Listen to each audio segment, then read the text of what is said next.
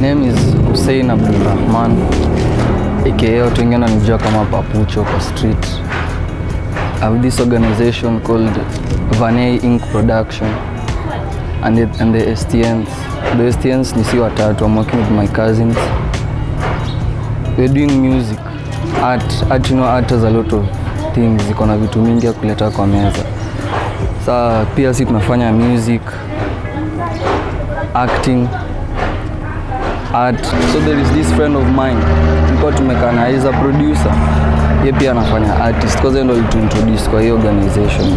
Na sasa tunafanya hii shit. Akaniuliza like, can you draw? I'm looking for artists, vitu kaa hizo nini. Mi sijaifanya art since I was small. So nika to talent. In the process, this is something that I like to learn more about, because doing art is fun. It makes you feel relieved. Bado pia unachoka, yani iko tu na advantages zake na disadvantages. Mi art naweza dai nifikishe mbali to a level that when I just look at my artwork like this, najua like I've done a very good thing. I can't lie, I've never produced a song. I started music. Music is like a talent to me. I've been doing music since I was small.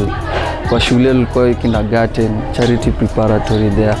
Sasa unapata kuna hizi ma festivals, wanaambia ni aje nafaa perform nini. So hapo ndo nilianzaga kulearn music, what is music. Kugrow nika shift to another school.